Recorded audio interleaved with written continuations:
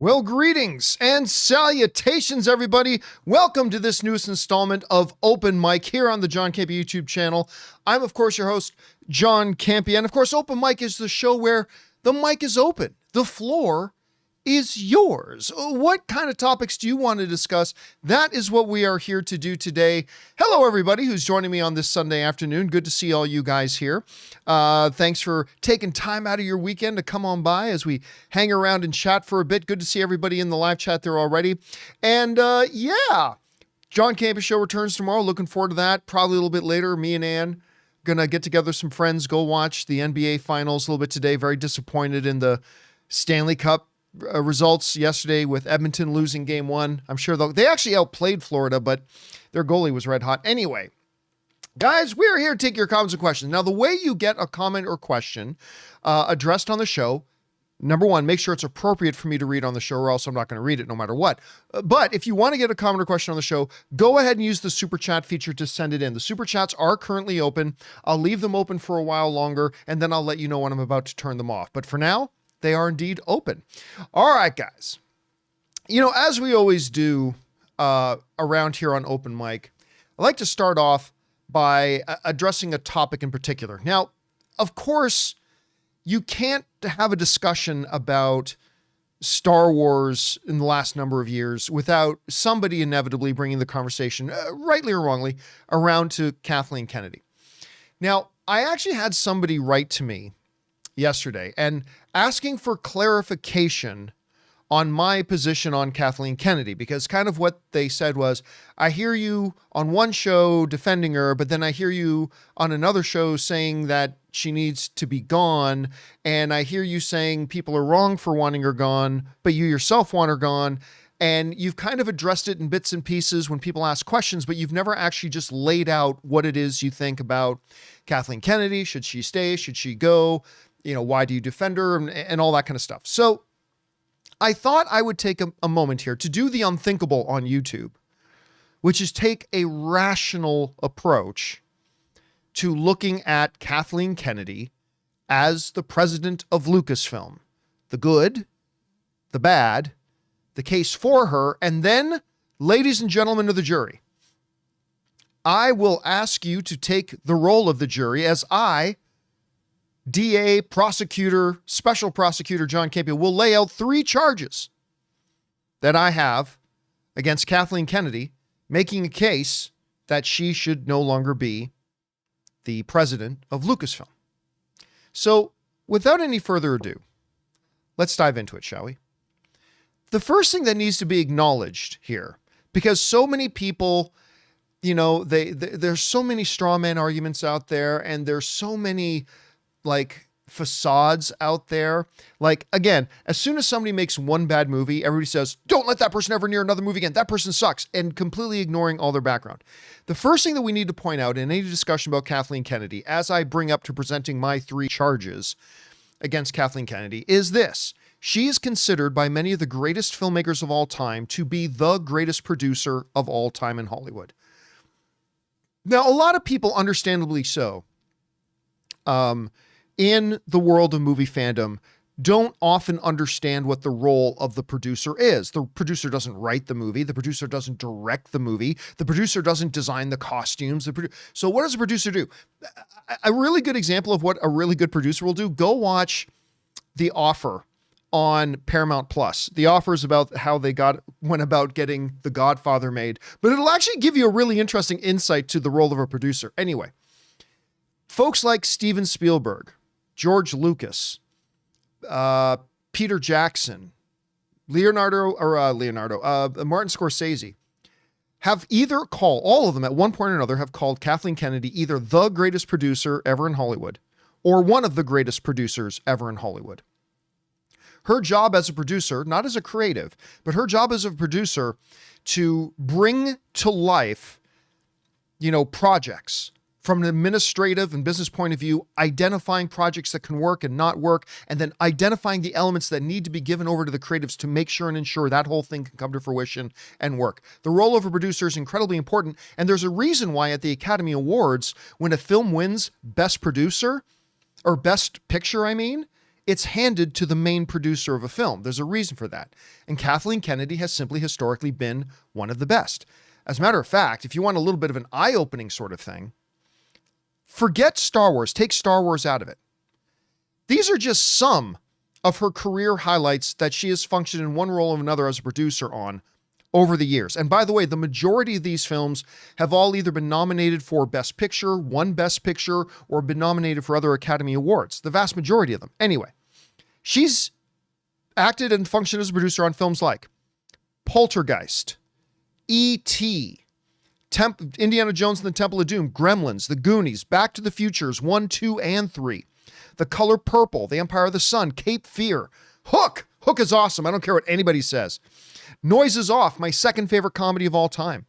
Jurassic Park, Schindler's List, Twister, The Sixth Sense, AI, Artificial Intelligence, Sign, Seabiscuit, Munich, The Curious Case of Benjamin Button, The Adventures of Tintin, War Horse, Who Framed Roger Rabbit, The Bridges of Madison County, and it goes on and on and on. Her resume as a producer is borderline second to none. Borderline second to none. She has an incredible track record as a producer. And in her defense, as you know, since being the head of Star Wars, the reality too is she has enjoyed tremendous box office success. I mean, when we go over and look at it, Star Wars The Force Awakens made $2.07 billion at the box office, making it one of the highest grossing worldwide films of all time, but making it the #1 domestic box office film in history. That's right. Domestically, Star Wars The Force Awakens, a movie I personally love, made more money than Avengers Endgame, made more money than Titanic, made more money than Avatar. It is the #1 domestic box office film of all time. And frankly, I don't know if it'll ever be beat in the domestic level, making almost $1 billion just in the domestic box office alone. Anyway, Rogue One, a prequel, but it made $1.05 billion. The Last Jedi made $1.34 billion. Solo, only made $393 million, roughly one Black Adam. And The Rise of Skywalker, which I really detest and hate with the burning passion of 1,000 suns, but The Rise of Skywalker made $1.07 billion. In other words, when you average out her Star Wars box office, the average box office take per film exceeds that of Marvel's average per box office film. Granted, Marvel has a lot more films to smooth out the average. Granted, 100% yes, but the point remains. Kathleen Kennedy has had some big wins. And then just look at Disney Plus as well. Mandalorian, at least seasons 1 and 2. Star Wars, what's it called? Visions? A lot of people like Star Wars Visions, right? A lot of people like Star Wars Visions. Andor, I think, is the best thing Star Wars has done since the original trilogy. All these things that have worked and are big wins have happened under the leadership of Kathleen Kennedy. There is a good argument to be made for Kathleen Kennedy. And so when George Lucas personally picked her, when George Lucas himself personally hand-selected her to succeed him as the president of Lucasfilm, I thought on paper it was a great idea. On paper, I thought it was a great idea. Now, with all that said, and me making a case that I believe that, like Kathleen Kennedy, as a movie producer, not as a head of a company, but as a movie producer, I think Kathleen Kennedy, you're an idiot if you don't acknowledge that she is a first ballot Hall of Famer. Like if there was a Hollywood Hall of Fame, like there's Sports Hall of Fames, Kathleen Kennedy's a first ballot Hall of Famer. You're just simply, there's no subjective nature about this. When you look at her resume, you're just simply a moron if you don't acknowledge that she's a first ballot Hall of Famer as a producer. Not as a company head, but as a producer. So I get all of that. I do. But there's a lot of people calling for Kathleen Kennedy to either leave or be fired from her role as president of Lucasfilm. Now, before I get to my 3 charges, I want to lay out a completely invalid, nonsensical reason to want her fired, okay? A completely invalid, nonsensical reason. This is not a valid reason. Kathleen Kennedy's all about the Force is female. Kathleen Kennedy puts girls in Star Wars. That is simply the anthem of the ignorant and is an ass stupid thing to say. Now, gone over this before. The whole nature of this narrative that some people have tried to construct that, Kathleen Kennedy has brought a political agenda to Star Wars. By the way, if you actually objectively look at all the modern Star Wars films, they are far more apolitical than any of George Lucas's stuff. Listen, George Lucas himself explicitly said there is political messaging in the original Star Wars films and in the prequel Star Wars films. Like, he's explicit about it. He comes right out and says it. Like, one is about like the Vietnam War, the other is about like the political dynamism and all that kind of stuff. Like, he explicitly says there's political messaging in all the Star Wars movies. Like, George Lucas himself has explicitly stated that. The Star Wars movies, though, today are far more apolitical than any of the older Star Wars films. They just are. Now, some people will say that, Kathleen Kennedy has made Star Wars all about SJW and made Star Wars all about the woke and all that kind of nonsense. By the way, when anybody uses the word woke, I just assume they're an idiot. But anyway, that aside. Now, I've made this point before, but never in this one coherent package as we're talking about Kathleen Kennedy as a whole. When you look at, let's say, take The Force Awakens as an example. When you look at the Star Wars films, the modern ones, at any rate, the good and the bad, I have watched them all very closely. There is not one part in any Star Wars movie that has any kind of female empowerment message, although there would be no problem with it if they did. I'm not saying there would be a problem with it if they did. I'm just pointing out the fact that there's not. At no point does Rey say, I know that I can defeat the Sith because the Sith do not understand vaginal power.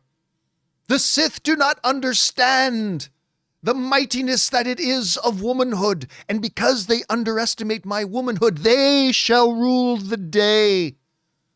They shall rue the day that they dismissed and overlooked my feminine wiles, because the power of women shall save the universe. There is nothing in any of the Star Wars movies that has any of that anywhere. Not once. And I have watched these movies ad nauseum. And not once. Now, I often compare this to a situation like CW Supergirl. Some of you have heard me make this comparison before. You see, if you wanted to make that argument about the CW Supergirl show, you would have a point. I still don't think it's worth bringing up, but you would have a point. There are many times in that Supergirl show that they have these big, long, exposition dumps about how I'm a girl and therefore as a girl, people don't look at me right as a girl, but as a girl, I have girl power and I can do all that. There's a lot of that in Supergirl. Not that there's no problem with that, the fact that there is, but if you wanted to point out that that was there in something like Supergirl, you would be right. You would have a point and I would understand. But in Star Wars, not once. Like when I watched Obi-Wan, which was a total disappointment, but when I watched Obi-Wan, that girl Inquisitor, not once is there ever a point made about the fact that she's a girl. Like never is it pointed out there, watch out. The female Inquisitors are specifically deadly. They have more power than anybody else because they're girls. Not once.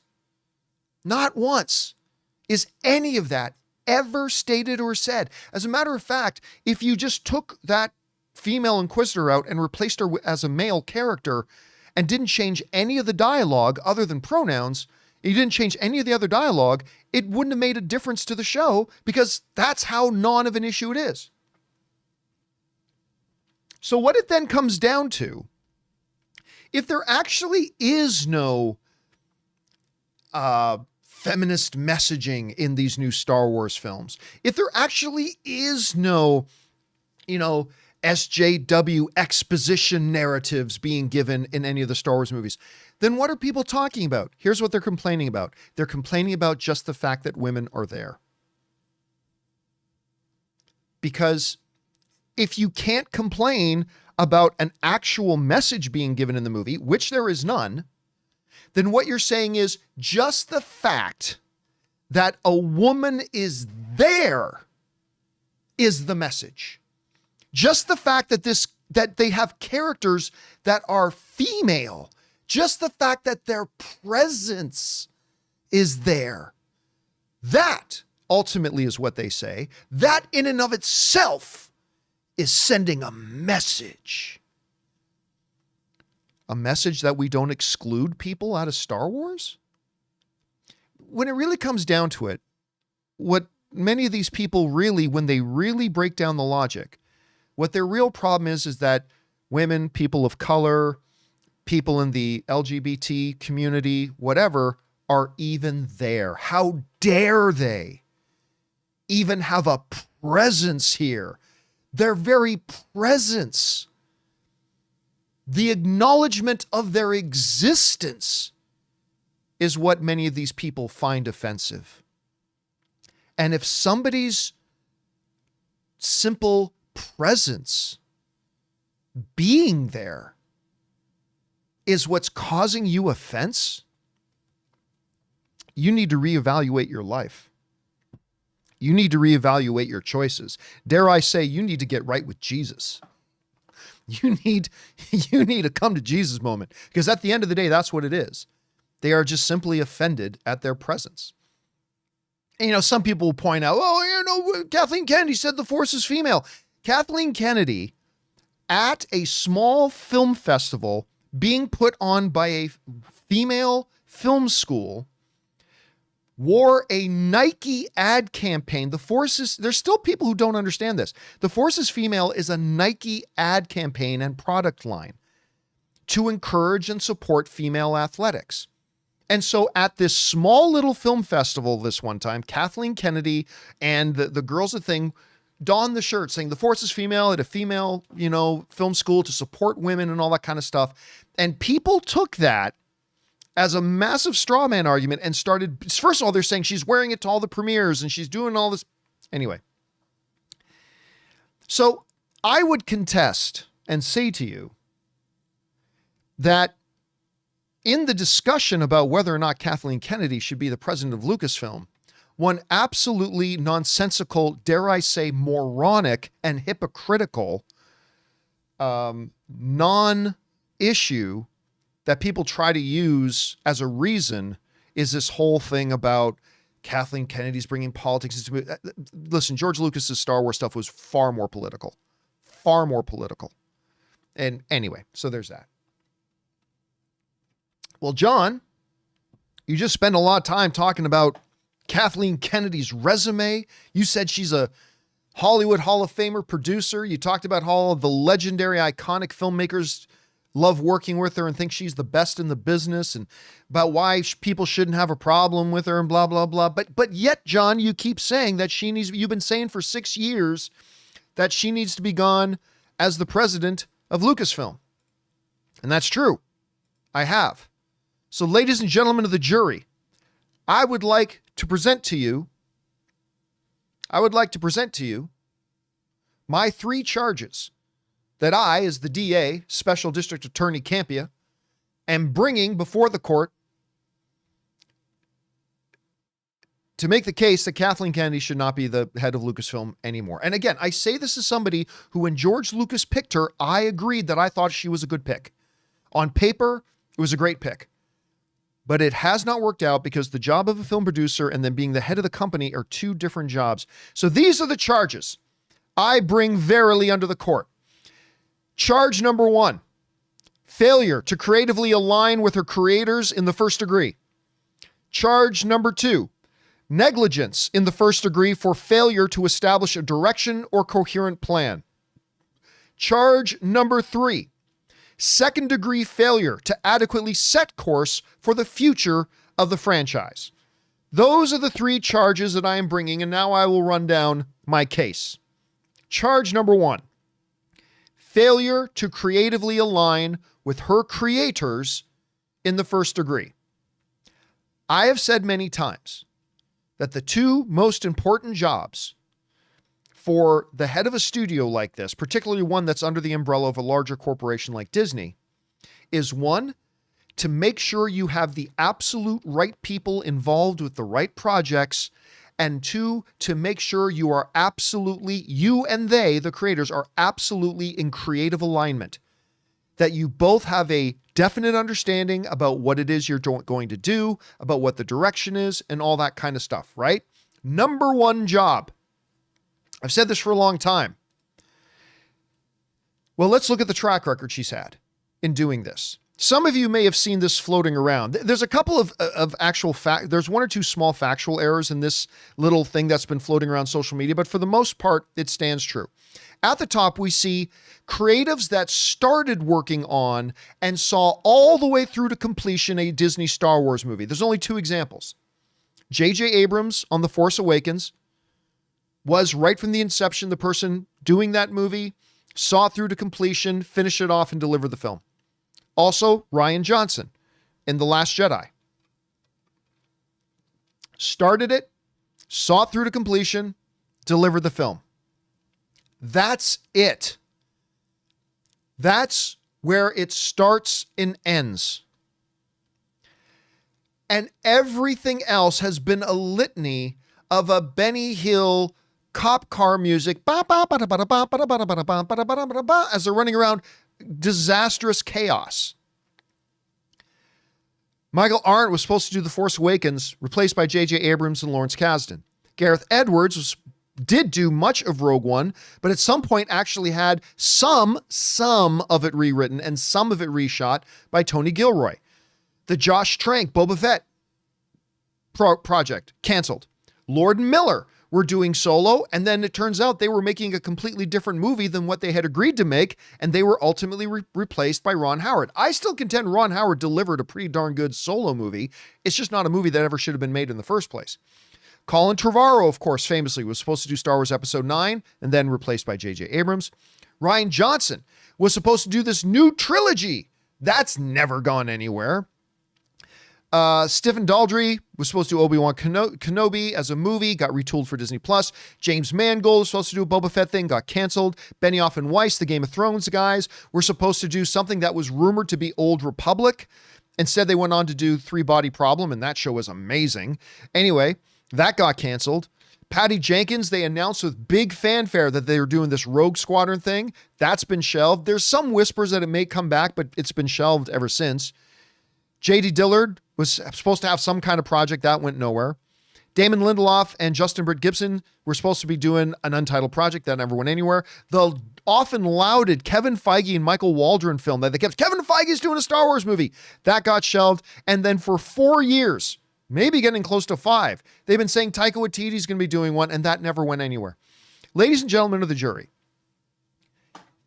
if we are to expect that the head of a motion picture company's primary responsibility is to make sure that A, they get the right people on the right project, and B, that those creatives and the head of the company are in absolute perfect creative alignment, then I submit to you a massive failure on Kathleen Kennedy's part to execute this primary responsibility of the head of the company, resulting in behind the scenes and in front of, on what ends up on the screens, chaos, disorganized chaos at a company we know as Lucasfilm.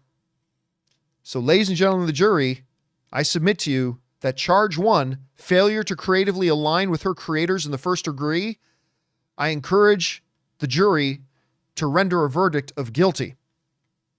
All right.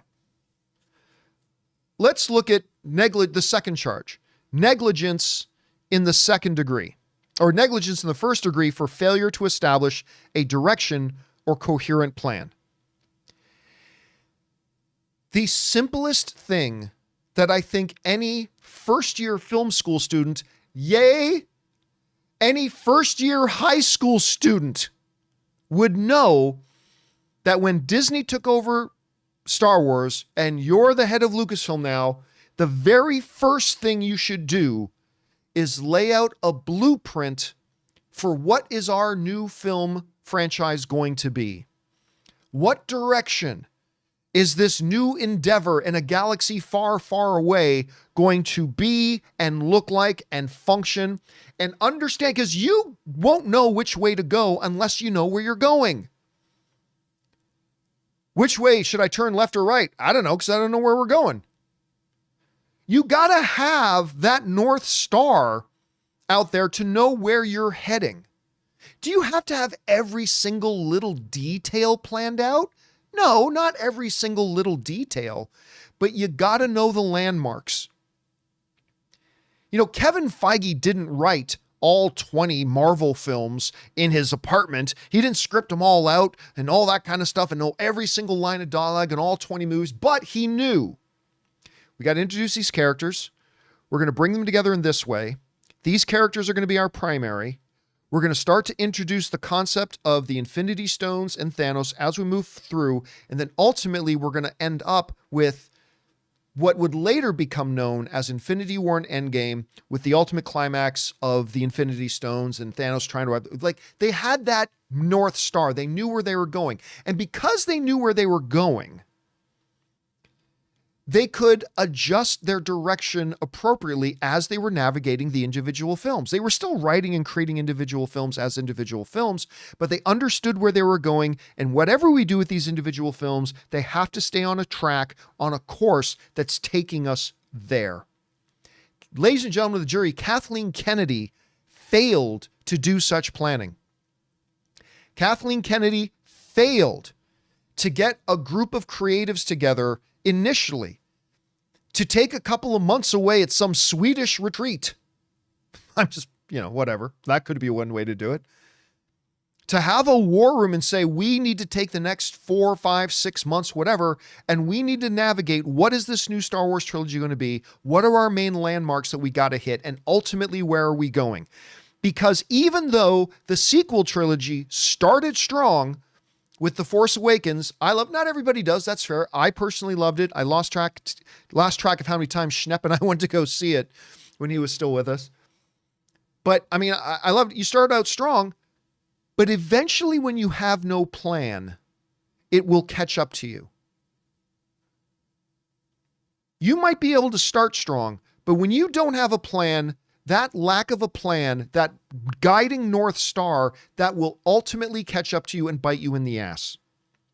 Because just within the sequel trilogy itself, they declined in quality film over film. The Last Jedi, a movie that I have certain things about it that I absolutely love and some things that I absolutely hate about it. It's a very divisive film among Star Wars fans. And then by the time you got to The Rise of Skywalker, that thing is just a piece of junk. I felt like Luke looking at the Millennium Falcon for the first time. What a piece of junk. It was horrible. Just terrible. And that's what happens when you have no plan. And I would submit to the jury that evidence of this negligence in the first degree continues on. Because even when you look at the Star Wars content we're getting on television now, some of it's good, some of it's bad, but no Star Wars fan can even look at all this stuff and see any machinations of any kind of design. It's random ideas being thrown like spaghetti against the wall to see what sticks. Some of them were working out great. Andor, Mandalorian, seasons 1 and 2. Some of them not so much. Some of them not at all. But there's just no kind of sense. The audience itself cannot look at what's going on in Star Wars and feel any kind of path. We don't feel like we're going on a journey with them. We don't feel like we as Star Wars fans are going on a journey like Marvel had for us at one point, like the Harry Potter films gave us at one point. We don't feel that at all. It's just kind of random things here and there, and maybe this one will work, maybe this one won't work, and all that kind of stuff. And I would contend to the jury that it was absolute negligence to not start, to not have your genesis with a plan and a Bible. You know how a showrunner, when they're creating a show, they'll create a show Bible that kind of becomes the guiding principles for how we're going to move the show along. There was no creative Bible for Star Wars. They just kind of went into it and say, let's see how we feel. Yeah, Rey's a nobody. Wait, no, you know what? You know what she is? She's the Emperor's granddaughter. How the hell does that make any sense? Don't worry about it. Just shoot some lightning out of her hands. It'll be cool. No plan. No plan. I would now present to the jury, after I believe firmly establishing, number one, her failure to creatively align with her creators in the first degree, and now having clearly established her negligence in the first degree for failure to establish a direction or coherent plan. Ladies and gentlemen of the jury, I would like to now bring a third charge. And that third charge is second-degree failure to adequately set course for the future of the franchise. Number one, she has failed this franchise in the past. Number two, she is failing the franchise currently. And number three, she does not appear to have a plan to get things back on track. Well, DA John, you might be saying to yourself, what do you mean? What are you talking about when you say she has failed to adequately set course for the future? I would suggest this. For 5 years, we as Star Wars fans have been sitting in a desolate, dry wasteland with no new Star Wars cinematic experiences. Star Wars, which should primarily be a cinematic experience, we've now gone 5 years without any cinematic experiences. We've been promised films over and over again, as we've outlined in the previous charges, that have never come to fruition, showing yet another inadequacy of her as the head of this company. But the two films they say for sure are coming, what are they giving us? A Mandalorian and Grogu movie and a Rey Skywalker movie. But D.A. John, you may say to yourself, I thought you liked Mandalorian.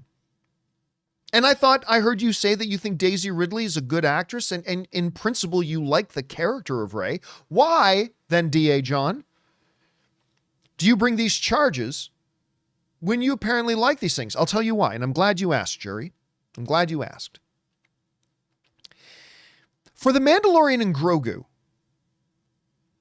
there is a element of this that I like. Because as divided as the Star Wars fan base has been, one of the very rare things Star Wars fans universally have kind of come together and agreed on is that Mandalorian seasons 1 and 2 were pretty darn good. Some would say fantastic, some would say pretty good, some would say great, whatever. Universally speaking, most Star Wars fans agree. We may disagree on a lot, but we seem to agree that we all like Mandalorian seasons 1 and 2. So in principle, the concept of now coming out with a movie that can maybe bring everybody together, in principle, that's actually not a bad idea. And I do admit I see the merit in that. However, I would also submit to the jury that a lot of people found Mandalorian Season 3 quite a fall off the cliff. The overall quality of the show declined. Its viewership declined massively. And just in general, people were not as happy. But here is the main problem. With coming out after 5 years, and whenever this movie comes out, it'll be 6 or 7 years since we've had a Star Wars movie, is this. Not everybody has Disney Plus. Not everybody has watched The Mandalorian. A lot of us have. What makes them think that the way to usher back in the glory of the cinematic experience of Star Wars is going to be to take a Disney Plus show that not everybody has watched, whose viewership declined, and not everybody liked the way it ended off, and then that's what we're coming back with? That's the plan? There were faults with the Marvels, absolutely. But one of the things that stood out, because I had a lot of my viewers writing to me when the Marvels was coming out saying, John, can I even go see this movie? I don't have Disney Plus, or I don't watch Disney Plus. I didn't watch Ms. Marvel, and I didn't see WandaVision. And apparently I'm supposed to know who these people are in order to watch this movie and blah, blah, blah, blah, blah. That is going to become an issue for Mandalorian and Grogu. Again, in principle, I understand the sentiment of, hey, a lot of people like the first couple seasons of Mandalorian. Maybe this will unify people. A noble sentiment. A noble sentiment. But in terms of practicality, you want to come out of the gate taking a TV show that not everybody has watched, whose viewership declined significantly, and whose quality declined, and that's what we're bringing back to the Star Wars cinematic experience. And then you want to do a Rey movie. What? It's the polar opposite of what their sentiment was with Mandalorian. It's like, hey, let's do Mandalorian because most people seem to agree on Mandalorian, at least the first 2 seasons, and that'll bring everybody together. And then they say, we're going to do a Rey movie, fairly or unfairly, possibly the poster child of the divisiveness in Star Wars, and you want to make that the movie we're coming back with? You want to throw salt on the wound? You want to go back to an era and a corner of the Star Wars universe. You want to go back to Rey that kind of is the poster child, the representation of the single most divisive Star Wars thing ever. So you kind of want to do Boba Fett because that'll bring people together. And then if we do happen to bring them together, let's rip them apart again by doing a Rey movie. Are you insane? Ladies and gentlemen of the jury, I submit to you that I have proven my case.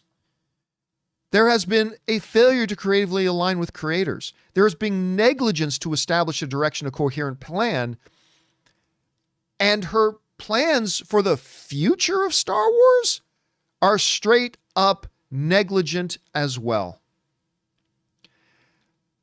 Therefore, Kathleen Kennedy is a brilliant producer with a Hall of Fame level career, handpicked by George Lucas himself, the favored producer of all time, of the greatest filmmaker of all time, Steven Spielberg, and should be a first ballot Hall of Famer. While I acknowledge all of that and thank humbly Kathleen Kennedy for her contributions to help bring some of the greatest movies of all time into the movie experience, we thank her for that. But no one is above the law. No one is above the law of D.A. Campea when it comes to these very serious charges, ladies and gentlemen, as being the head of Lucasfilm. And I ask that you, the jury, come back with a verdict of 3 counts of guilty and that we have Kathleen Kennedy removed. Hopefully to go on and continue to produce and be a great producer as a standalone film project producer, but I think it's time for her to go. And that, ladies and gentlemen, and by the way, people who do not understand the movie business will say, let Filoni handle. Dave Filoni knows how to make some fun animated movies.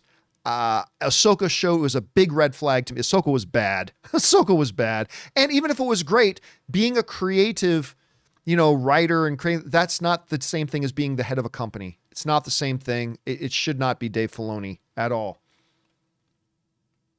Let Dave Filoni do what he excels at and don't throw him into a position. Because you know what? That's the mistake that George Lucas made with Kathleen Kennedy. Anyway, therefore, guys, those are the reasons why I think are not valid reasons to let Kathleen Kennedy go. And then the very important reasons that I do believe it's important that Kathleen Kennedy go. And again, I say that with all due respect to the career that she has had and what she has brought to us as film fans. With deep gratitude, I thank her. But this is not a position she should be in. It's not good for her. It's not good for Star Wars. And quite frankly, we may still get the odd Star Wars thing that's really great, like Andor, like Rogue One. We may get the odd thing that's really great, but we're going to continue to be directionless. We're going to continue to meander in mediocrity, and we're going to continue to live in a landscape where Star Wars is not nearly what it was or could be. And listen, I don't even mean to go over like the absolute, I mean, I understand, you know, the decline of Star Wars happened with the prequels. The prequels are absolute garbage. I mean, as bad as like The Rise of Skywalker was, I didn't see anybody coming out of the theater literally taking off their roleplay Jedi robes and burning them on public sidewalks like they did coming out of the prequel trilogy. But I mean, it's time for a new direction, and that's what I think they should do. Anyway, guys, that's my case. I rest my case. I leave it in your hands, the jury, to determine the validity or lack thereof of the arguments that I've presented. Maybe they're not perfect. Maybe you can poke some holes in them. Maybe I'm leaving some things out. Whatever you guys think, let me know your thoughts. All right. With that down, ladies and gentlemen of the jury, it's now time for us to hear from you. What do you have to say about all this? We're going to go over and take your comments right now. But before we do, we're going to take a quick moment and thank the sponsors of our little program today, Miracle Made and The Perfect Gene. Guys, we want to take a second to thank a sponsor of today's video, Miracle Made. Did you know that your temperature at night can have one of the greatest impacts on your sleep quality? If you wake up too hot or too cold, I highly recommend you check out Miracle Made's bed sheets. Inspired by NASA, Miracle Made uses silver-infused fabrics and makes temperature-regulating bedding so that you can sleep at the perfect temperature all night long. When they arrived at our house, my wife Ann loved the feel of them so much, she couldn't even wait for me to get home to put them on our bed. Miracle Made has self-cleaning. These sheets are infused with silver that prevents up to 99.7% of bacterial growth, leaving them to stay cleaner and fresh 3 times longer than other sheets. Miracle Sheets also have incredible comfort and quality. Miracle Sheets are luxuriously comfortable without the high price tag of other luxury brands and feel as nice, if not nicer, than sheets used by some 5-star hotels. So go to TryMiracle, that's TryMiracle.com/Campea to try Miracle Made sheets today. And whether you're buying them for yourself or as a gift for a loved one, if you order today, you can save over 40%. And if you use our promo code Campea at checkout, you'll get 3 free towels and save an extra 20%. Miracle is so confident in their product, it's backed with a 30-day money-back guarantee. So if you aren't 100% satisfied, you will get a full refund. So upgrade your sleep with Miracle Made. Go to TryMiracle.com/Campea and use the code Campea to claim your free 3-piece towel set and save over 40% off. Again, that's TryMiracle.com/Campea to treat yourself. Hey guys, we want to take a second to thank a sponsor of today's video, The Perfect Gene. Guys, are you tired of the rough and rigid jeans crushing your boys? Well, today's sponsor, The Perfect Gene, finally solved all of your denim difficulties. They make great looking, perfect fitting jeans that are as comfortable as sweatpants. The secret? A special denim fabric that is super soft and has the perfect amount of stretch so you can squat, do yoga, or just sit around all day without ever having to take them off. I'm going to admit I was a little bit skeptical because to me, jeans have always been jeans. They're practical, but not always the most comfortable. But I'm telling you guys, it's not an exaggeration. Once I put on these jeans, The Perfect Gene redefined what jeans can be to me. They're the perfect fit, they stretch, they breathe, and again, they're just insanely comfortable. So guys, it's finally time to stop crushing your balls in uncomfortable jeans by going to theperfectgene.nyc/Campea15. Our listeners get 15% off your first order plus free shipping, free returns and free exchanges when you use code Campea15 at checkout. Again, that's 15% off for new customers at theperfectgene.nyc/Campea15 and use the code Campea15. After you purchase, they'll ask you where you heard about them. Please support the John Campea Show and tell them we sent you. And thank you to our friends at Miracle Made and The Perfect Gene for sponsoring today's episode. All right, guys, with that down, let's get over to your main comments and questions, observations. You have some things to say about the case that I just laid out before you. By the way, as we were in the sponsors, I turned off the super chats. We are well over full in our super chats. So let's now get over to your questions, shall we? We're going to start off here with who? We're going to start with Lori. And Lori writes, Are you excited for Beverly Hills Cop 4, Axel F? It's on Netflix July 3rd. I can't wait. The original movies are from my childhood. I'm going to be honest with you. I'm not excited for it. Now, I'm definitely going to check it out, and I hope it's great because I love Eddie Murphy, but I loved Coming to America. And then when they did Coming to America 2, I think that one was on Amazon. I was so excited for Coming to America 2. I thought the trailers were great. This revisiting this Eddie Murphy classic, and Coming to America 2 was awful. Absolutely awful. And so that has kind of really tempered my excitement for this next revisit of an Eddie Murphy classic, an all-time great. So I hope it's great. I hope it's wonderful, but I'd be lying to you if I told you right now I was excited for it, but I hope it turns out good, man. All right. Thanks for that, Lori. Next up, Murray Reich sends in a $20 super chat. Thank you, Lori. Thank you, Murray. Appreciate that, man. Thank you for your generosity. Who writes, what do you think is the legacy of the sequel trilogy? When the prequels came out, I didn't love them, but I appreciated that they were one cohesive story, whereas the sequel trilogy, I feel like every movie was disjointed and confusing. Listen, the prequel trilogy is absolute object garbage, but one of the things that I've always said about the prequel trilogy is at very least, if you sat down, and I still contend this to this day, if you take a quick 2-page treatment of each of the 3 movies in the prequel trilogy and just read through that, like 6 pages in total of a basic treatment of an outline of the story, the prequel trilogy, as bad as they are, they had a coherent plan. They had a coherent story. They understood where they were trying to go, what it was going to end up with. Like, we got to move from young Anakin to developing his relationship with Obi-Wan and ultimately some big climactic conflict with Obi-Wan that's going to leave him becoming Darth Vader. Oh, and make sure to put in a needless scene of them spinning their lightsabers for 10 seconds in front of each other.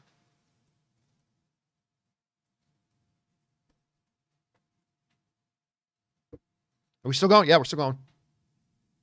Okay, let's start fighting again. Yeah, but they had George laid out a roadmap, right? He at least laid out a roadmap. They were terrible, but they had a plan, and he stuck to the plan. And I still contend that if you just go over the treatment of the 3 movies, the makings of a really good set of films were in there. They just unfortunately didn't. They just didn't execute, unfortunately. All right, thanks a lot for that, Murray. Oh, and I would also say. That, yeah, you're right. Again, I think everything, the defining factor, I think, of the Kathleen Kennedy led Lucasfilm era has been disjointedness, has been chaos, has been confusion. And again, I was all for her selection. When George Lucas picked her, I thought on paper that was a great pick, and I felt optimistic about the future of Star Wars. But hey, a lot of times things look good on paper and then they don't turn out the way you wanted them. So it is what it is. All right. Next up, Wesley Cunningham writes, maybe it's just me, but the Bayhem style action and improv driven banter driving Mike and Marcus's dialogue made Bad Boys 1 and 2. Without it, these last 2 have not been up to par. Still all right though. And that's the beautiful thing about movies, Wesley, is like the pure subjectivity of it. Like your opinion of a movie is based on the experience you had with those movies and how they hit you as an individual. And that's going to be different from person to person. And your experience is no more and no less valid than mine. My experience from you was different. I personally think the last 2 Bad Boy movies are better than the first 2 Bad Boy movies. And I know in some circles that's sacrilege to say, but I'm just being honest. Like, I enjoyed the last 2 Bad Boys movies. And I like the first 2 Bad Boys movies. Don't get me wrong. I like the first 2, but I think I like these 2 even more. But you had a different experience, and I totally respect that. All right. Next up, we've got Bobby Jackson, who writes, 1 of 2.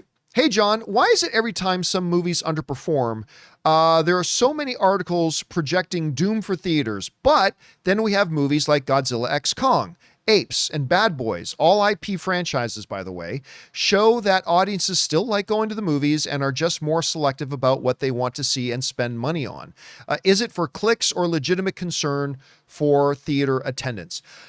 Yeah, first of all, I've pointed that same thing out myself, right? Like, yeah, when we get a movie like the horribly underperforming Fall Guy, which is a great movie. I mean, like, not a top 5 movie of the year, but it's a really great, fun movie. I loved it. I thought it was wonderful. But it massively underperformed, right? Whenever something like that happens, we as fans even, try to look for patterns and formula. We always do it. Like, even sports do this. Like, if a team loses a game by, let's say, 30 points, like, all the sports pundits and fans and commentators will dissect, oh, this team's going to crap now. Oh, what went wrong? Blah, blah. Like, it never just saying, you know what, had a bad game, they'll be fine next game. We always do this as fans, whether it's sports fans, music fans, movie fans, whatever. We say, oh, this is terrible. Everything's gone wrong. Everything, blah, blah. Meanwhile, Godzilla X Kong is one of the biggest money making of the franchise so far. Bad Boys Ride or Die just had one of the biggest openings in the franchise. We've had a number of and we're just 1 year off of Barbie and movies like Barbie and Super Mario Brothers joining the $1 billion club, and Oppenheimer coming this close to joining the $1 billion club.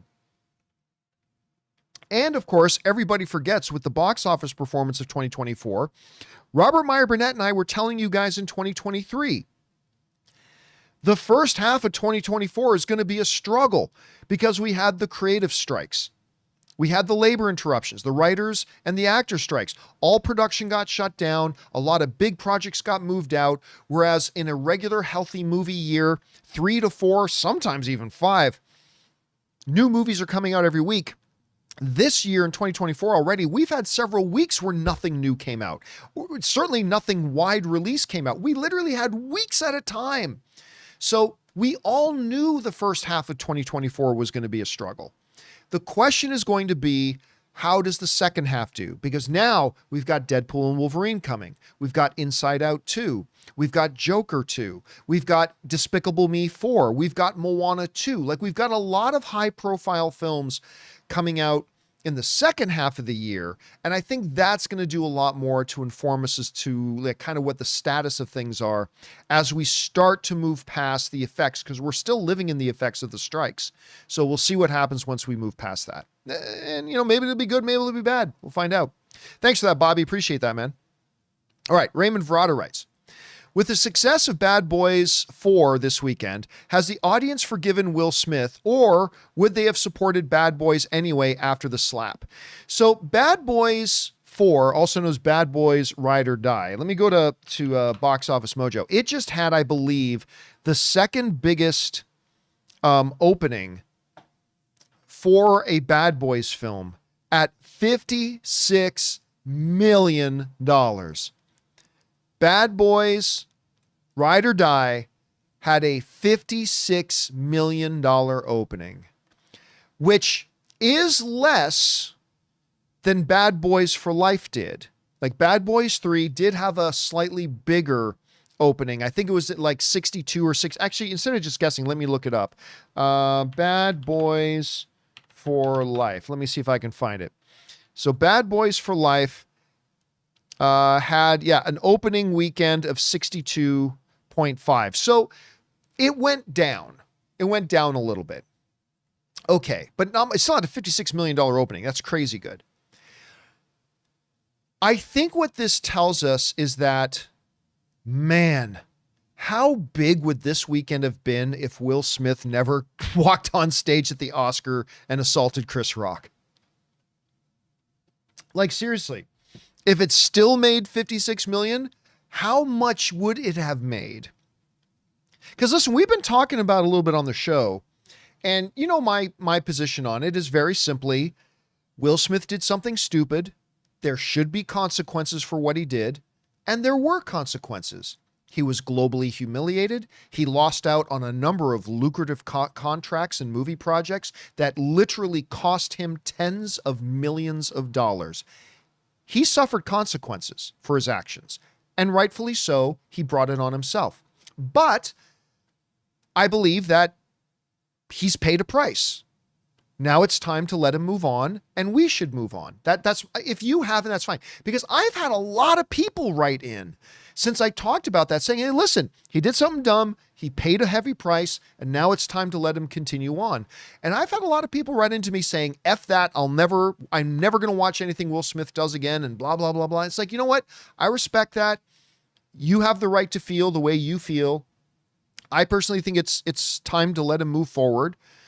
And I think a lot of people have too, hence a $56 million opening. But I can't help but wonder, how big would this opening have been, Raymond, had he never gone up on that stage? Are we talking about a $70 million opening? An $80 million opening? I don't know. So I still think it would have been bigger had he not done it and had more people forgiven him. But I think it shows that Will Smith is back. He can continue on with his career, but unfortunately, he's always going to have that black eye, right? I think he's going to be able to move forward. I think this opening weekend shows that he's going to be able to continue on with his career, but it also kind of shows that there will still always be a bit of a stigma attached to him for what he did. And I don't think he'll ever be able to live up to his full potential because of what he did, but he will be able to move forward. At least that's what I'm guessing at this point. We'll see. All right. Next up, we go to Ray Loves Trenchcoats writes, I really hope they renew Resident Alien. The show is amazing and left off on a huge cliffhanger. I cannot believe how much I love that show. And I haven't watched the most recent season. I'm not caught up on the most recent season. I got to get around to that. I totally forgot about it. And then, I just never got around to getting caught up. But Alan Tudyk is so good in that. It's creative. It's fun. The timing of it is great. I really do hope it continues on for a while. All right. Thanks for that, Ray. Next up, Ray Loves Trenchcoats again writes, finally watched Behind the Mask, The Rise of Leslie Vernon. Nice. Great movie. I did some Googling and apparently the creator had an idea and script ready for a sequel, but it was never greenlit. Guys, Behind the Mask, The Rise of Leslie Vernon. I'm going to see if I can bring it up for you here. Behind the Mask, The Rise of Leslie Vernon. Here it is. This is a gem of a little independent movie. Some of you have heard me talk about this before. This is a gem of a movie. It's got to be like 15 years old at this point, maybe even a little bit older than that. I'm like, what year? No, it came out in 2006. Damn. This movie's like 18 years old at this point. But the basic premise of Behind the Mask, The Rise of Leslie Vernon, it is 3/4 comedy, 1/4 straight up 80s style slasher horror film. So basically the idea of the movie is there is a documentary college, like a college filmmaking class group that is making a documentary for their college project. And the movie imagines that the world is a world where Michael, Jason, and Freddy are all real.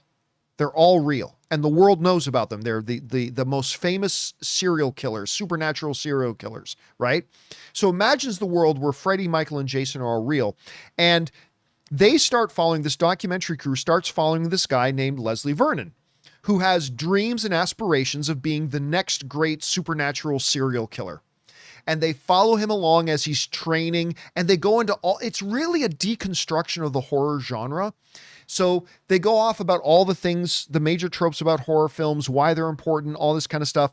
And it's really funny about him training to become a slasher. But then in the last bit of the film changes gears and goes from a mockumentary style to a straight up narrative 80s slasher horror style. And it really works on that level. Guys, I'm just telling you, if you have not had a chance to see Behind the Mask, The Rise of Leslie Vernon, I really encourage you to do so. And I'm not surprised they never made another one because no one saw the first one, which is really a shame because I think the movie's really great. Okay. Thanks for that, Ray. Next up, Jerome writes, think fans put too much pressure on Hollywood to write great characters, specifically when it comes to minority or diversity characters. No, I don't think fans put too much pressure on Hollywood to write great characters. That is the standard. We should ask for excellence. Now, we as fans need to be a little bit more understanding because writing great characters is monumentally hard. We all act like it's an easy thing to do. It's super hard. You could not do it. Everybody thinks they can. Trust me, you couldn't do it. And so we got to be a little bit more gracious and forgiving when writers take a shot at it, and fail to do so. That's fine.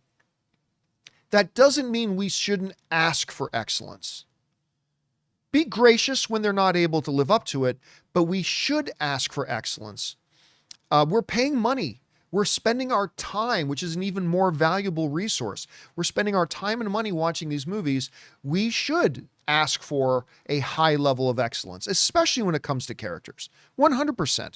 Whether they're white characters or minority characters, it doesn't matter. They should always aim for excellence. They're not always going to do it because it's hard, but they should at least aim for it. And we should try to hold them to that standard, Jerome. All right. Patrick writes, what if Giancarlo's a recast for Ultron and the set photos as an LMD body? It's not. And he will go on to be the big bad in Vision, which starts filming in autumn. No. I mean, listen, his character could be the big bad in Vision, but he's not the new Ultron. Like, that much we know for sure, because Giancarlo Esposito himself has said it's a character we have not seen in the MCU before. And I know you could say, well, I mean, technically, if he's a different version of the character, then he's not really the same. Yeah, you could. But Giancarlo, I don't think, was speaking in riddles when he said character we haven't seen in the MCU before. So yes, pretty positive he's not going to be a new version of Ultron. Because if they did, they would just go and get James Spader again. Right? He's available. Just go and get him again. He was great as Ultron. All right. Next up, Isaac Martinez writes, as much as people are divided by the Star Wars prequels, can we all agree that George Lucas took his time? He took years while the sequels didn't. Yes, but taking your time does not necessarily equal quality. You know, there's this great roundtable that George Lucas and we've talked about this before, where George Lucas and Steven Spielberg have talked about this, where, and George Lucas once said this himself too. Movies are never finished. What does he say? What does he say? He said, movies are never finished. They're just done, or something like that, right? It was something along those lines. I'm paraphrasing a little. Basically, George Lucas said, like, and Steven Spielberg has echoed this before too, that as a creative filmmaker, you can work on something too much. And then at some point it'll start to be, the quality will start to decline. Like if you spend too much time on something, eventually you're going to be too into it and you're going to make changes you shouldn't be making. And it's just going to start to get worse. And I think that's what George Lucas meant when he said, movies are never finished. They're just done. Like you got to at some point as a creative. And I think this is true of a painting. I think this is true of any sort of creative outlet, that at some point you got to go, I need to stop working. Like this is now in a very good place and I need to stop tinkering with it or I'm just going to start making it worse.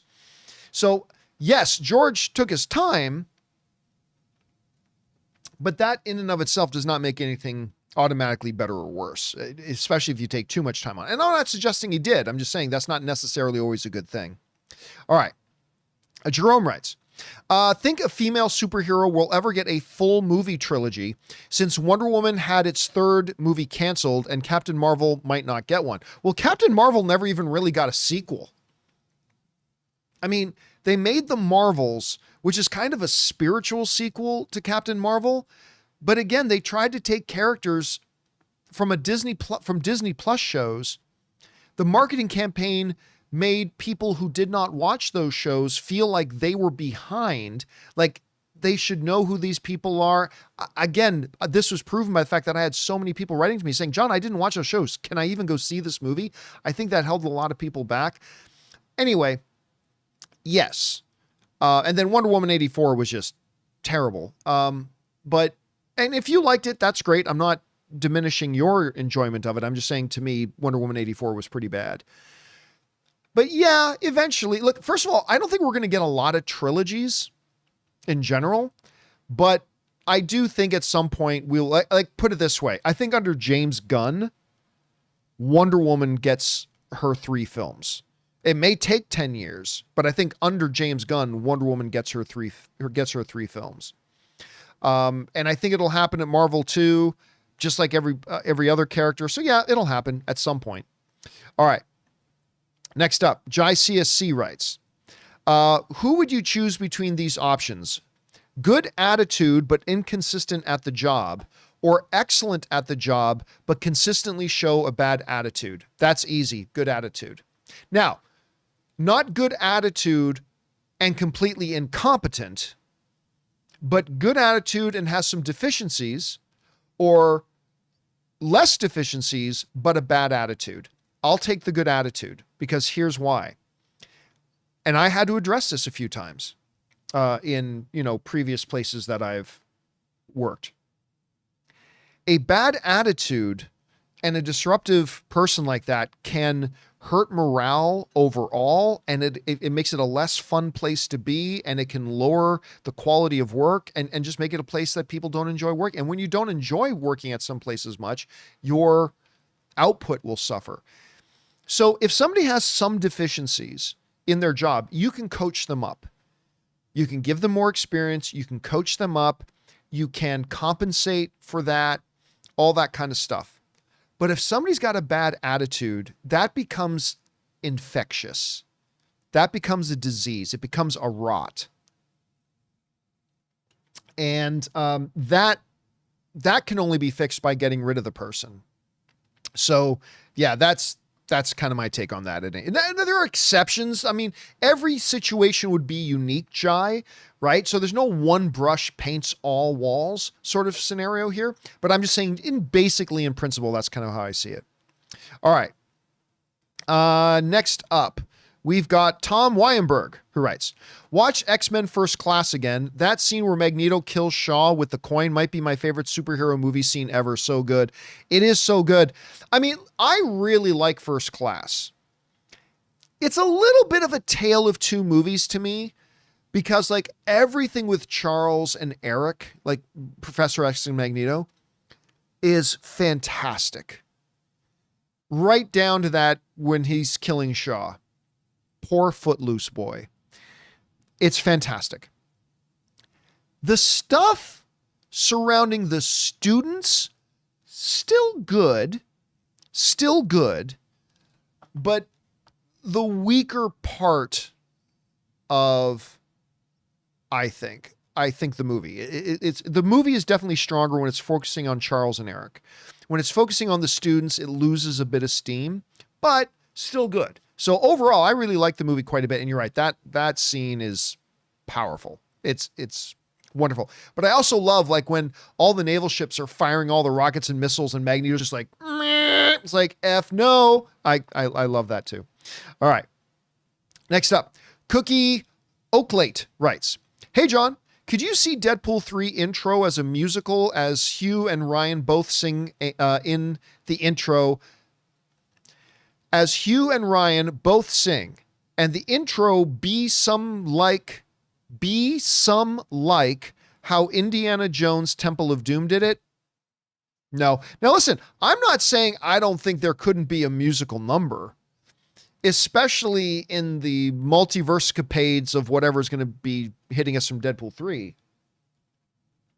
There could definitely be a musical number. Do I see the movie starting off that way? No. I really don't think they'll start the movie off there. I think they have a tone they want to establish, and I don't think they're going to do that with a musical number. I don't know that for fact. They could do it. You just asked me if I think they will. I don't think they will, Cookie, but a musical number in general could happen. All right, Isaac Martinez writes, is the Mint Mobile hotline over?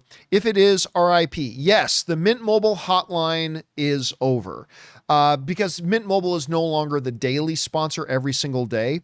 They are still a sponsor of our show. They sponsor 1 week worth of shows every single month, but we don't do the hotline anymore. Now, that's not to say, because it's funny you bring this up, Isaac.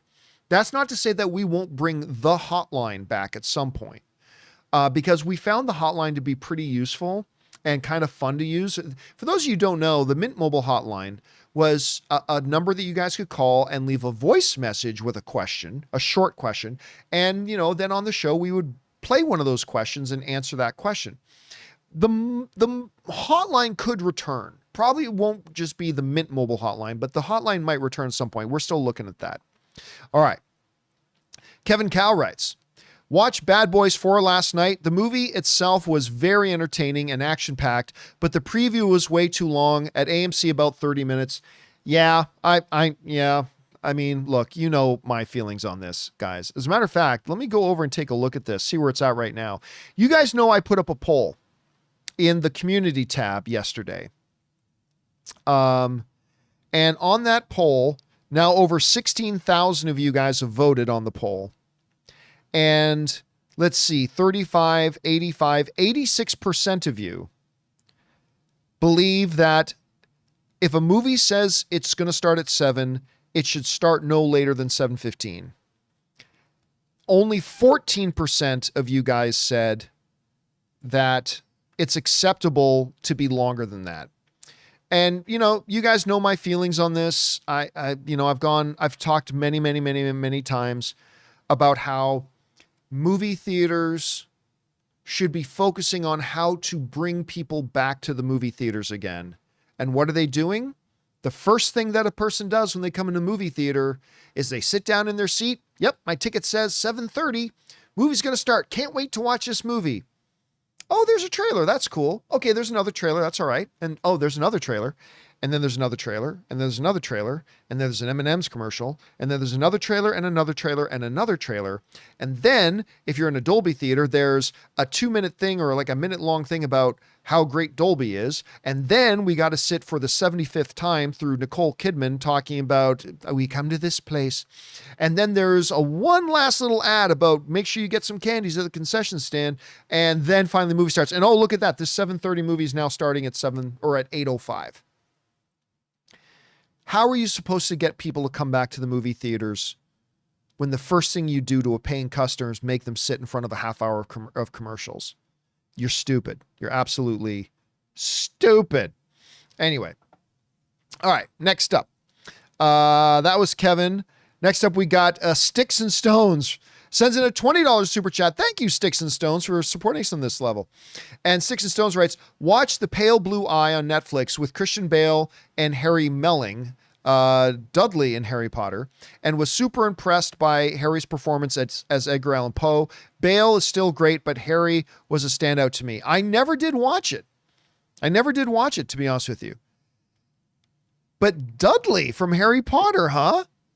It is really neat. I like, because even the guy who played Ron, what was the name of the actor again? Rupert Gint or Grint or Gint? Help me in the live chat. Rupert Gint or Grint. But even seeing him, it's Grint. All right. Thank you, Haunted Autumn. Even seeing him now, because we've seen Daniel Radcliffe having success. We saw Emma Watson having success. We're now seeing Rupert Grint having success. It'd be nice to see more of the secondary kids. Because don't forget, Anna Kendrick really got started in the Twilight movies. She was Bella's normie best friend at school, right? She was just like a secondary, a little off to the side secondary character. And she blew up. Anna Kendrick blew up, became an Oscar-nominated actress. Fantastic. It would be nice to see some more of those Harry Potter side kids be able to blow up a little bit more too. That would be cool. All right. Next up, Kevin Cow writes again, I'll be rooting for the Mavs as a Laker fan. I'm rooting for the Mavs. Like, listen, I grew up, when I was growing up, first getting into basketball as a kid, the Boston Celtics were my team. Larry Bird, Danny Ainge, Kevin McHale, Robert Parrish, Dennis Johnson. That was kind of my team as a kid. But Man, I love the way Dallas plays basketball. I love Luka. Luka is absolutely amazing. Kyrie has kind of reinvented himself. I'm just kind of cheering for Dallas because I love seeing those two guys play together. All right, next up. Christopher Brickner writes, okay. Christopher Brickner writes, NFL fans, with Snyder gone, who is the new worst owner in the NFL? David Tepper. Jaguars fans, take his beer. NFL fans, well, that was a quick answer. Yeah, so we talked the other day. I won't go into this too much because, people get mad at me when we talk sports for too much. But again, yeah, Daniel Snyder, maybe worst ever owner in the NFL. Now there's going to be big second choices. I mean, a lot of people look at Dallas too. Just saying, Christopher, a lot of people look at Dallas too for worst ownership. Anyway, Chris Parker sends in a $20 super chat. Thank you, Chris. Appreciate that, man. Who writes in, I love Moana, but I'm concerned for the sequel because it started off as a Disney Plus show. What are your hopes for it? I guess Toy Story 2, I was going to bring that up, Chris. I'm glad you did. I guess Toy Story 2 started as a direct-to-TV movie and ended up being incredible, so perhaps there's hope. Yeah, listen, remember, there's a difference between conceptually it started off as a TV show to then and then just like took it and then just moved it to a movie theater. No, they completely retooled it. They did a lot more different things. They reinvented it, what they were doing. They took the building blocks of what they were doing and then kind of reinvented it. Toy Story 2 is a great example of that. Toy Story 2 was supposed to be a direct-to-home video sequel. And then they looked at it and said, you know what? This is really good. We should probably put this in theaters. And so there was that. So yeah, look, every new movie coming out has the potential, Chris, to be absolutely phenomenal or absolutely terrible. Moana 2 is no exception. Maybe it'll be great. Maybe it'll be awful. But I personally don't have any additional concerns because its genesis conceptually was that of a TV series. That doesn't concern me at all. Like, not in the least. The very fact, as a matter of fact, it might be the opposite. The fact that they saw it, understood the potential that they had, retooled it, re-rigged it, and then went in another direction. That could be good. But again, we'll have to wait until we actually see it, Chris. All right. Thanks for the comment, man. Appreciate that. And thank you for supporting us on that level, Chris. Appreciate that. Let's see. Mike's Movie Madness writes, Kathleen needs to go for the revolving door of film directors, she said. Well, it's not just directors, it's also been writers and all that kind of stuff. Any studio head losing that many high-profile directors in such a short period of time would have gotten the boot a long time ago. I don't disagree. Now listen, every studio will have some turnover. They all will. But I have never seen in such a short window of time so many high profile projects. And listen, a lot of movies will have quiet behind the scenes. Hey, such and such a person was attached and went away, but we as the public will never know about it. Often we don't know about it until years later. Oh, did you know that originally they had so-and-so writing it? No, really? Yeah.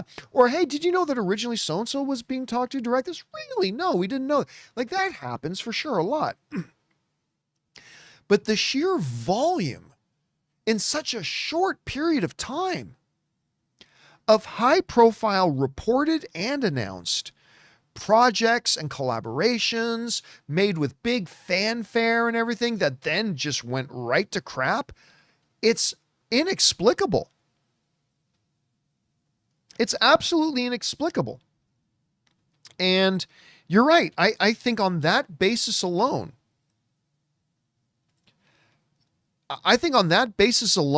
that first charge that I talked about justifies moving on from Kathleen Kennedy. Then you throw in the other two charges as well. And yeah, it's a real problem, man. It's absolutely a real problem. Anyway. All right. Thanks for that, Mike. Next up, we got Rafe from State Farm who writes, today's F1 Canadian Grand Prix. Oh, is that happening today in Montreal? Produced one of the most exciting races in the season so far. One of the best tracks in the F1 calendar. I must admit, as a sports fan, I do not follow F1. I had no interest. I didn't go to the Vegas That was F1 in Vegas, right? Was that F1 Grand Prix? I don't know. I'm not really into car racing, to be honest with you. I don't follow it.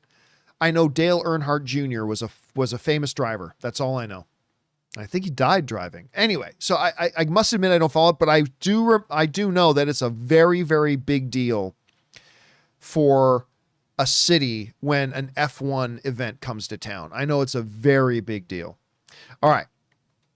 Next up, Raymond Verrata writes, since you rediscovered Seinfeld, what are your thoughts on his recent interview about political correctness and that he misses dominant masculinity? I didn't read the interview, but I did hear him say afterwards, like they took him, like he was trying to frame a context for his comments and what he was talking about. And he said he might have chose the wrong language. So I can't really comment on it because I didn't read the interview. But I do know that he said that people took what he said out of context and was misconstrued. And part of that was his own fault for his word choice and stuff like that. But anyway, until I read the interview, I can't actually give an opinion on it.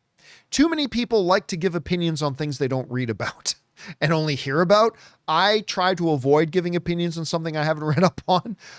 So I can't comment on it because I don't know what the actual context was. All right.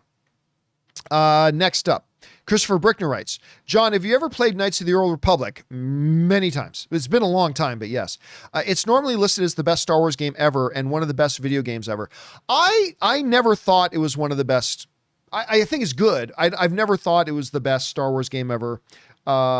Certainly not one of the best video games ever. To me, the best Star Wars game ever is still like the two originals, X-Wing and TIE Fighter. I still think those are the best Star Wars video games ever. Knights of the Old Republic or Star Wars The Old Republic was also very good, kind of their World of Warcraft. Battlefront 2 was pretty good for a while at any rate. But yeah, I like that one a lot. But it was I never held it in that high of a regard as a lot of the other people did, but that was just me. All right. Thanks for that, Christopher. Looking forward to that new one they're talking about though. That new open world one that they've been advertising for a while. That I'm actually very interested in. All right. Fangblaze71 writes, recently rewatched the first 2 seasons of The Flash and man, I forgot how great it was. If only it could have stayed so good. Yeah, listen, man, I love it when something that I think is going to be bad turns out to be something I really enjoy. And that the Flash TV show was one of those things for me. I publicly said, I thought it was a dumb idea to do this Flash show. I didn't think it was going to be any good. And I ended up, at least for the first number of seasons, maybe even 3 or 4 of the seasons, I really enjoyed the show a lot. It did start to lose steam and it did start to get whatever, but I'll tell you what, for the most part, I will always look back at the Flash show as one that I really enjoyed. By the way, I gave up. I tapped out. I tapped out of the show and I never watched the final season. I never did see the final season. And I don't ever plan on watching the final season.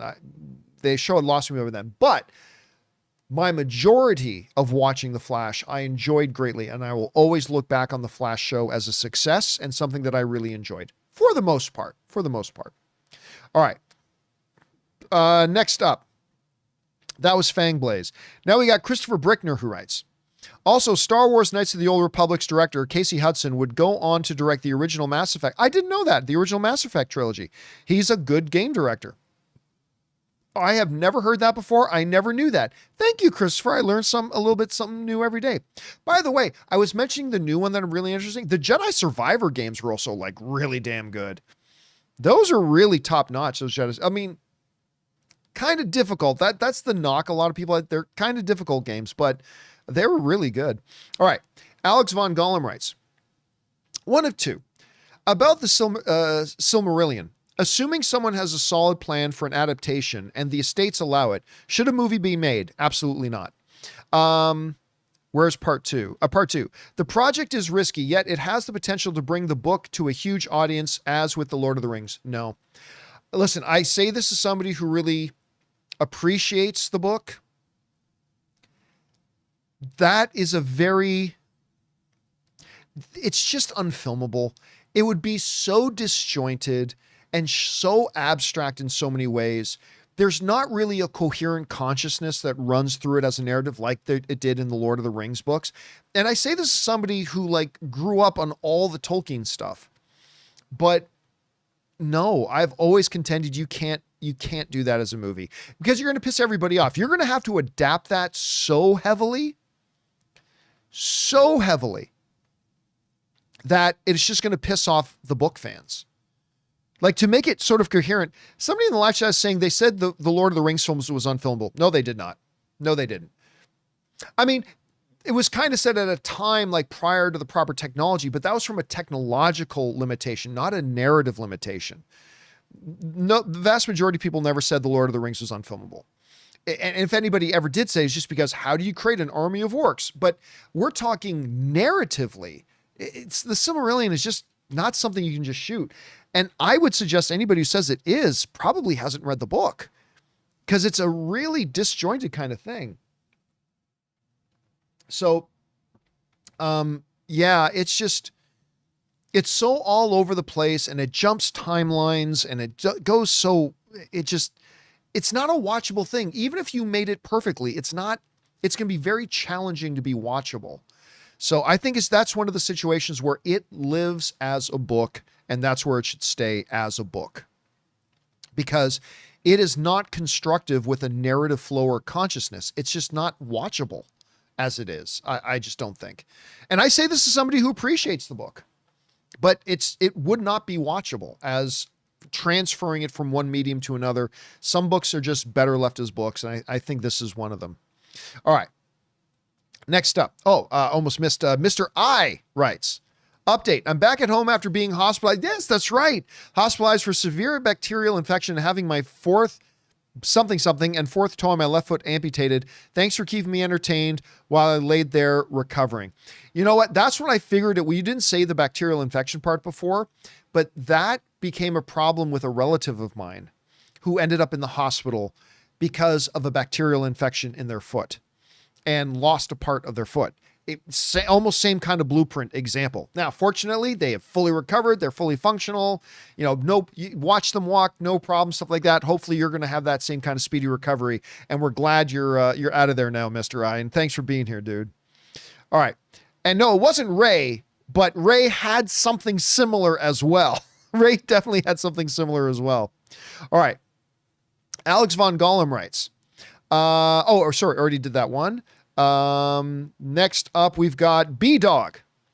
And B-Dog writes, I officially think that The Mayor of Kingstown is a top 5 show airing right now.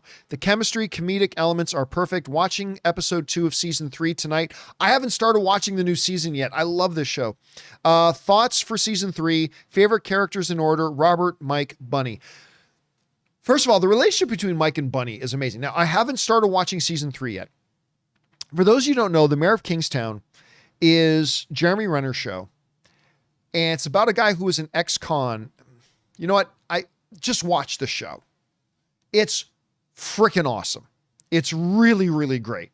And I'm excited about getting going on season 3 again. I'm really excited about it. Thanks for putting it back on my radar and reminding me, B-Dog, because they don't advertise it well. They do not advertise it well. All right.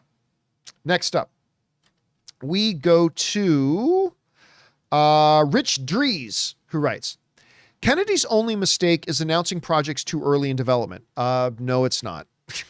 No studio greenlights every development project. That is true. I suspect that Disney execs may have forced announcements for stock boosts. That would be fine, Rich. But we're talking about she has shown an inability to put the right people in place and get creatively on the same page with them with projects that already start. And then they have to cancel or replace the directors or all that kind of stuff. This isn't like some isolated little incident. This is a pattern. This is a repeated over and over and over and over and over and over and over again pattern. You can't just dismiss this out of hand as, it's the studios. Not to this degree, they don't. Not to this degree. You can't just write off as, the only problem is that they announced it. But here's your problem. You are either A, showing your incompetence as a leader by prematurely announcing projects, or B, you're showing your incompetence to making sure you've picked the right people in the first place and that you're creatively on the same page with them. It's one of the two. You're either incompetent as the leader, way number one, or you're incompetent as a leader in way number two. Pick your poison.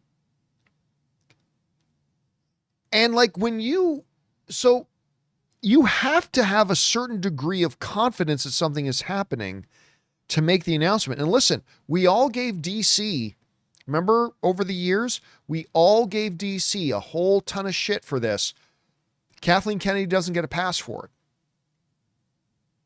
And if it was a couple of isolated incidents, I would see your point better, Rich. I really, really would. But this isn't just a couple of isolated incidents. It is a prolonged years pattern of this type of chaos and inability to do the job. So no, man,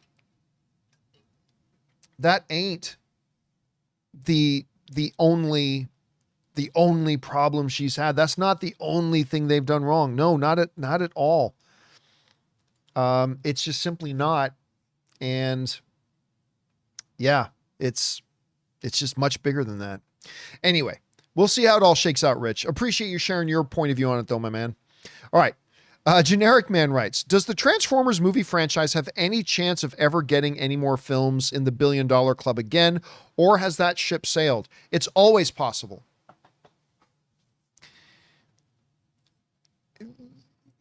If you can, but it won't happen overnight, right?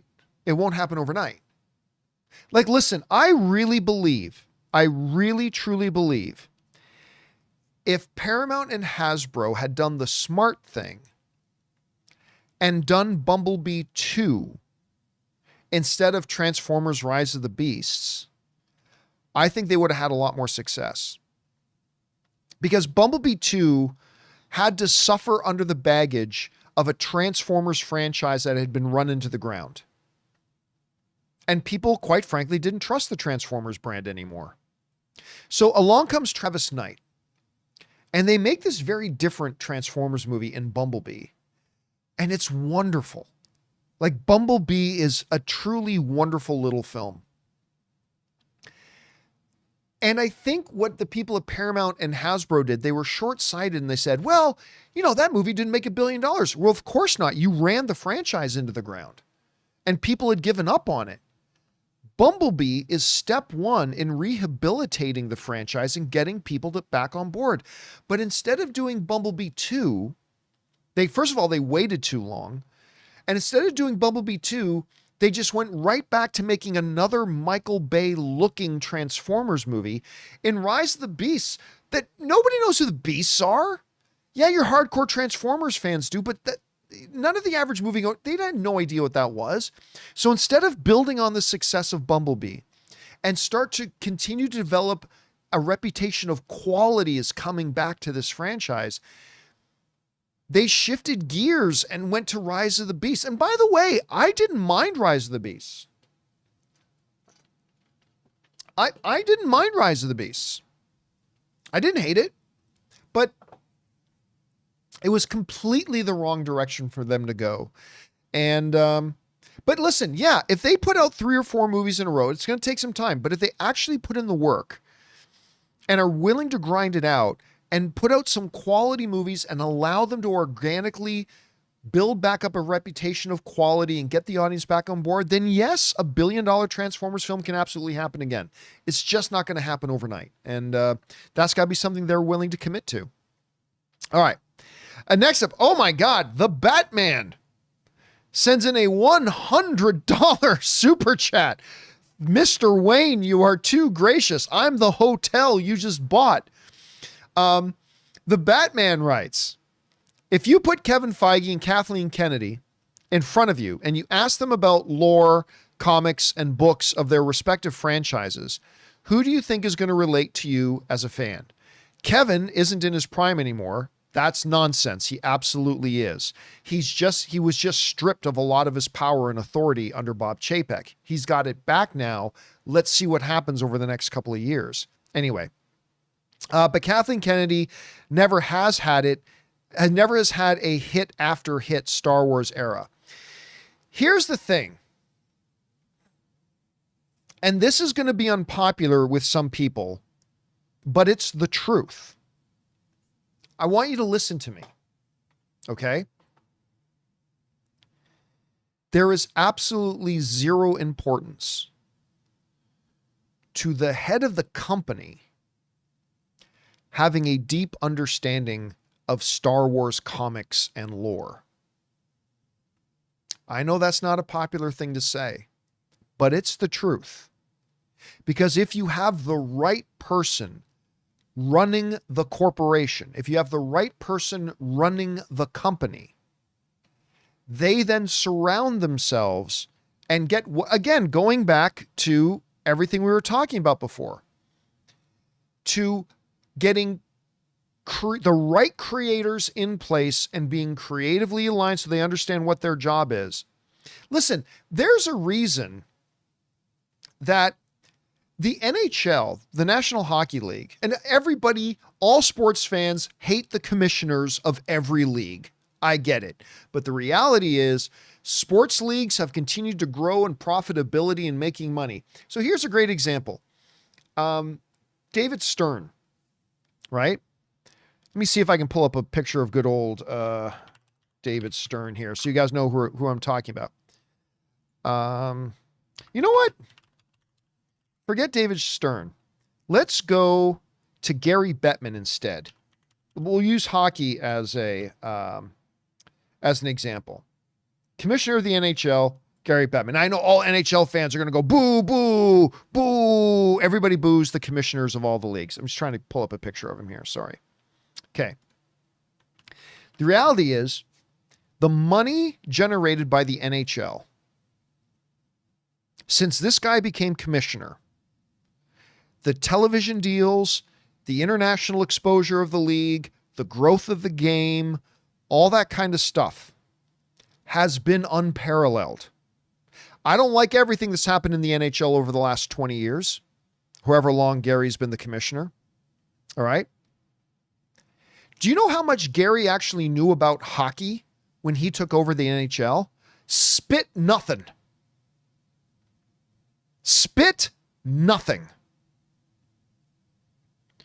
Gary Bettman knew nothing about hockey at all. What he did know was how to smoothly run a league. What he did know is how to find growth opportunities for a sports league and business. What he did know was how to put the right executives with the right area of expertise around him. What he did know was how to grow that business. Put the right people in the right positions and in the right places. And the fact that he didn't know dick all about hockey was irrelevant. That was irrelevant. And the success that the NHL has had, and again, there are a number of things that have happened in the NHL that I have not been happy about over the last 20 plus years. Absolutely there have.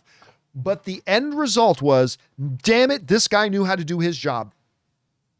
This guy knew how to do his job. My point is, you don't need the president of Lucasfilm to know the comics. Is it nice if they do? Sure. But the person who made the god-awful Jeremy Irons Dungeons and Dragons movie was like the biggest Dungeons and Dragons fans in the world. That didn't make that crappy movie any better.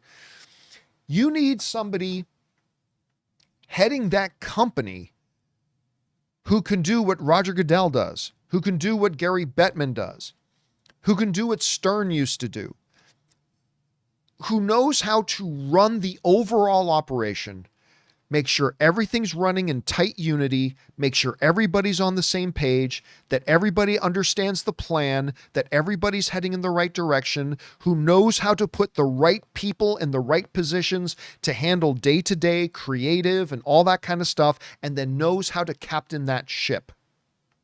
That's why for the longest time, when people would ask me, John, who should replace Kathleen Kennedy? And everybody comes up with these dumb names like Dave Filoni or whatever. And all due respect, I love Dave Filoni. Don't get me wrong. But I always say it needs to be somebody with an incredible business mind that none of us know. It should be somebody that we've never heard of. It should not be a movie director. It should not be, but John, you like the James Gunn. I did, because they did the James Gunn thing in tandem with Peter Safran, who is that sort of guy. So they're trying an experiment over at DC. We'll see how well it works. Having a creative guy, but they did not let him do it alone. James Gunn says he turned down the job at first. He says, I don't know how to do that. I don't know how to run a company. That's not my thing. So then they said, well, what about if we had you be co-chairs with Peter Safran? Okay, look, at the end of the day, I think you need somebody, and I can't believe I'm ever saying this, you need somebody like a Gary Bettman. You need somebody who knows how to run a company, who knows how to put the right people in the right places, get everybody on board with the vision, craft the vision with your executives, and then grow that business and grow it well. Gary Bettman knew nothing about hockey. No hockey fan had ever really heard of Gary Bettman. He came from another sports league. A completely different sports league. It wasn't even hockey. Came over, and the NHL's had unparalleled success. Unparalleled success. That, I think, is what Lucasfilm needs. I could be right. I could be wrong. But that's kind of where my head is at. And guys, that'll do it for today's installment of Open Mic. Thank you so much, guys, for hanging out with me on this Sunday and joining us. Big special thank you to all you guys who sent in the questions. Number one, because you give us fun things to talk about. But number two, you supported our channel as you did it, and all of us involved in the show. Thank you guys so very much for your support. Now, speaking of sports, I'm about to go and watch the Mavericks game, see if they can tie it up or if Boston goes up 2-0, either way. And Anne is back. True story. Anne's been gone for a few days. My wife, Anne, is working on her doctorate. She's got 2 bachelor's degrees and 2 master's degrees, and now she's going for her doctorate at USC. And every semester, she actually has to go to USC campus and be there for a couple of days in Los Angeles. So I haven't seen her for a couple of days. And as I've been doing this show, she's gotten home. So she's out there waiting for me. I want to go see my wife so we can, reacquaint ourselves, go have dinner, and go watch some sports. So that's what I'm going to do. Guys, I hope you have a wonderful remainder of what little is left of the weekend. Don't forget to come on back and join us tomorrow for the John Campea Show. We'll look forward to seeing you then. So that'll do it for me for now, guys. Thanks a lot for being here. I'm John Campea, and until next time, my friends, bye-bye.